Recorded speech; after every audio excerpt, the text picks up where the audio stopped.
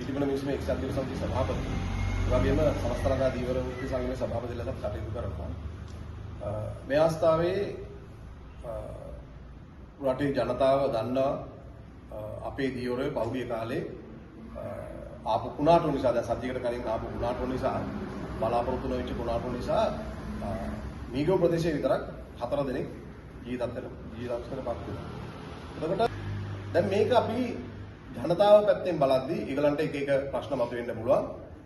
අපේ පැත්තෙන් දීවර ජනතාව හැටියට අපි බලද්දී මේක සම්පූර්ණ මිනිමෙරුමක් හැටියට තමයි අපි විශ්වාස කරන්නේ, දකින්නේ. ඒ වගේම අපි කියනවා ආණ්ඩුවට මේකට වග කියන්න ඕනේ. ආණ්ඩුව වග කියනවා පළවෙනි එක, දෙවෙනි එක සභාවක් කියන්න ඕන. කතෝලික සභාවක් කියනවා දෙවෙනි එක. මීගම පුරවරේ මේ වැටිච්ච මිනිස්සු නිසා. මොකද මීට කලින් යම් කිසි විදිහක මේ වගේ කුණාටුවක් ආවොත් අපි දීවර සමිතිය මැදිහත් වෙලා ලොකු බෝට්ටු යවලා චොපර් දාලා මිනිස්සුන්ව ගන්නවා. මේ අවස්ථාවේ මේ එක්කෙනෙක්වත් මේ ගැන කතා කරේ නැහැ. අදටත් කතාවක් නැහැ.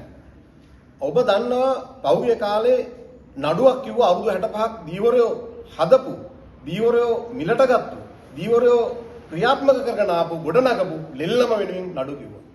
නමුත් දීවර ජනතාවගේ ප්‍රශ්න වලට ආණ්ඩුවට විරුද්ධව නඩු කියන්න සභාවේ කවදාවත් මැදිහත් වෙලා නැහැ.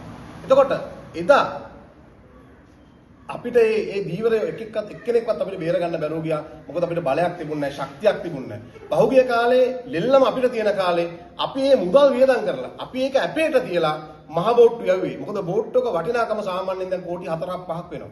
ඒතර පුද්ගලයෙකුට තව පුද්ගලයෙක්ගේ බෝට්ටුවක් ඉල්ලන්න බෑ අපිට හයියක් නැතුව, බලයක් නැතුව, ආර්ථික ශක්තියක් නැතුව. එහෙම තිබුණා නම් අපි ලොකු බෝට්ටු යවලා ඒ මරණ වළක්ව ගන්න කටයුතු කරනවා. ඇත්තටම මේ වෙලාවේ ප්‍රධාන කාරණාවක් කියන්න ඕන මීගමේ ජනතාව, දීවර ජනතාවට ගේට් එකක් තියෙනවා.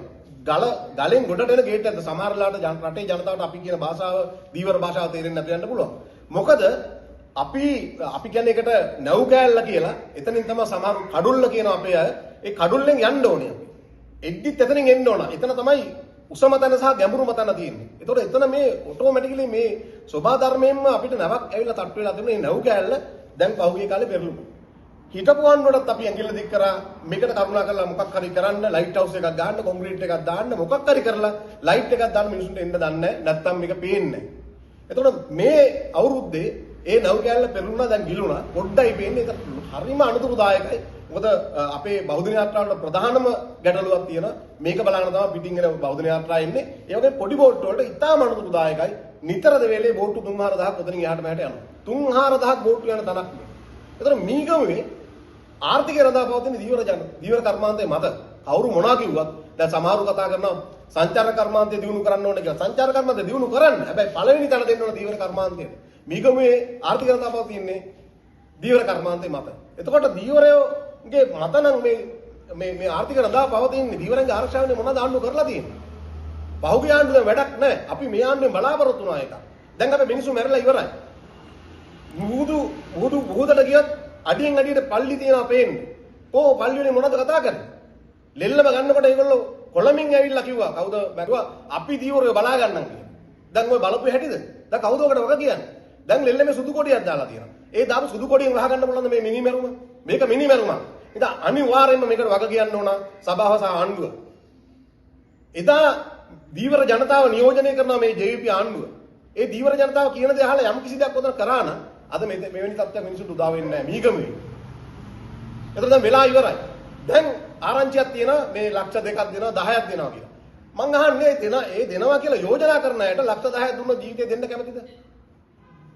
අද එන්ජිමක් ගන්න ලක්ෂ 10ක් යනවා. බෝට්ටුවක් ලක්ෂ 5ක් යනවා. එතනට විතර ලක්ෂ 15ක් යනවා. එහෙමනම් මේ ජීවිතේ වටින් ලක්ෂ 10ද වටින්නේ? මේ වගකීම ආණ්ඩුව බාර ගන්න ඕන, සභාව බාර ගන්න ඕන. ආණ්ඩුව ලක්ෂ 25ක් ගෙවන්න ඕනේ, සභාව ලක්ෂ 25ක් ගෙවන්න ඕනේ. ලක්ෂ 50ක්වත් අඩුම තරම දෙන්න ඕන. මොකද දරු පවුල් 3-4ක් අනාථ වුණා. ඒ දරු පවුල් රැක ගන්න නම් යම් කිසි ආර්ථික හයියක් ඕනේ. ඒ ආර්ථික හයිය ආණ්ඩුව සහ සභාව එකතු වෙලා වග කියන්නේ. එහෙම නැත්නම් අපි මේ ප්‍රශ්න මෙතනින් අතාරින්නේ නැහැ. ආණ්ඩුව දැනගන්න ඕනේ කොහොමද දීවර ජනතාවට සලකන්න ඕන කියලා. මොකද දීවර ජනතාව ඉතාම වගකීමෙන් බහැලා වැඩ කරපු ජනතාව පෞද්ගලික කාලේ ආණ්ඩුවට. දීවර ඉස්සර පාරට බහිද්දි සභාවේ පල්ලි වලින් කිව්වේ JVP කාර්යය වගේ හැසිරෙන්න එපා. පෙළපාලි යන්න එපා කියලා කිව්වේ. සාකච්ඡා කරලා ඉඳ ගන්න කිව්වේ. දැන් මොකද්ද වෙලා තියෙන්නේ? දැන් දීවරය අනාතයි. දැන් අපි කියනවා මේ වෙලාවේ ආණ්ඩුවට කරුණා කරලා අපිට කියන්න මොකක්ද ඔයගොල්ලෝ මේකට දෙන තීරණය ප්‍රසිද්ධිය කියන්නේ. මේ එක්ස්ප්‍රස් පර්ල් එකේ සල්ලි ගැන ප්‍රසිද්ධිය කියන්නේ. තෙල් මිලට කරන්නේ මොකද්ද ඔයගොල්ලෝ ප්‍රසිද්ධිය කියන්නේ? අපි ආවිල්ලා මේ වහල්ලු නෙමෙයිනේ සහනදාර ගන්න. අපි කියන තෙල් මිල අඩු කරලා දෙන්න ලංකාවේ හැම දීවරයකටම මේ සහනය ලැබෙන්න ඕනේ. ඒකටයි මේ ආණ්ඩුව පත් කරගත්තේ. අද එක්ස්ප්‍රස් පර්ල් එකේ නැවේ ඩොලර් බිලියනක් වන්දි දෙන්න කියලා ගරු ශ්‍රේෂ්ඨාධිකරණය තීන්දුව දුන්නා. අපි අවුරුදු ගණන් නඩු කිව්වා. අවුරුදු ගණන් උසාවි ගන්න බඩ ගෑවා. අද මොකද්ද ආණ්ඩුව කියන්නේ? මේ සල්ලිට මොකද උනේ? ආණ්ඩුව ගත්තද? කවුද ගත්තේ මේ සල්ලි? ඒකට මොකද වෙන්නේ කියලා කියන්න පැහැදිලිව. අපි මීට ඉස්සර මේ ආණ්ඩුව එන්න ඉස්සරින් මේ ආණ්ඩුවේ හිටපු අය පොදු දීවර සම්මේලනය කියලා හදාගෙන දීවරයන්ගේ ප්‍රශ්න කතා කරා. තෙල් මිල වැඩි කරපුවම පන්දන් අල්ලන් පාරට බැස්සා. රාට කලපු ගානේ ඔරු පැද්දා. දැන් කොහේව? දැන් කොහෙද තියෙන්නේ? දැන් කවුද මේ ගැන කතා කරන්නේ? කවුරුත් නැහැ. වන්දියක් තියනකොත් නඩු දාන්න ඕන ගන්න කට්ටිය එනවා දීවර වෙන්නේ. සුනාමිය ආවම ගන්න වන්දි ගන්න ඕන තරම් කට්ටිය එනවා. හැබැයි දැන් දීවර මැරුණා කවුද දැන් මේක කතා කරන්නේ? අපි අහන්න කැමති ආණ්ඩුවෙන් ඇයි මෙහෙම කරේ? දැන් සමහරු කියන්න පුළුවන් මේ දීවර ලයිෆ් ජැකට් දාගෙන ඉඳන් දැන් ලයිෆ් ජැකට් දාගෙන ඉඳන් ආණ්ඩුවට වකීමක් නැද්ද? ආණ්ඩුවේ මොකද්ද කියලා තියෙන්නේ? ආණ්ඩුවේ ලයිෆ් ජැකට් දීලා තියෙනවද? මොකද්ද ආණ්ඩුවේ ලයිෆ් ජැකට් එක? මොකද්ද ප්‍රමිතිය? මිල පාලනයක් තියෙනවද? මුකුත් නැහැ. දීවරය මැරුණාසේ දීවරයන්ට වරදි දාන්න එන්න එපා. ආණ්ඩුව ඕනම කෙනෙක්. මොකද දීවරයන්ගේ දුක දන්නේ අපි. දැන් සමහරු කියන මාළු මිල ඉහළයි කියලා. මාළු මිල ඉහළ නම් ආණ්ඩුව වගකීමක් තියෙන මාළු මිල අඩු කරලා දෙන්න මිනිසුන්ට. දීවරයන්ගේ මිල අඩු කරන්න නෙමෙයි. මොකද්ද ක්‍රමේ? ක්‍රමයක් නැහැ. ඒ නිසා අපි කියන්නේ කරුණා කරලා ප්‍රශ්නේ හරියට පැහැදිලිව අපිට උත්තර දෙන්න මේ ප්‍රශ්න වලට. එහෙම නැති වුණොත් අපිට සිද්ධ වෙනවා ඊට වඩා වැඩි ක්‍රියාමාර්ගයක් ගන්න. මට මතකයි ලෙල්ලමේ ප්‍රශ්න වෙලාවේ ලංකාවේ ප්‍රභූවරු කියා ගන්න අය උතුම විදිහට කතා කරා දීවරය ගැන. කොහොමද කවුද කතා කරන්නේ?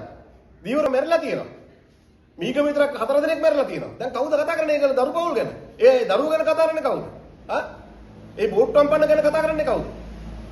අපේ එක දීවරය දෙන්නේ පෑ 3මාරක් පීනල ගොඩට ඇවිල්ලා තුන මීගමේ. පෑ 35ක් පීනල ගොඩට ඇවිල්ලා තිබුණා. තොඩුවාවේ අපේ දීවරය දෙන්නේ එක්කෙනෙක් එතන මැරිලා තිබුණා. මොන තරම් ඛේද වාචකයක්ද මේ?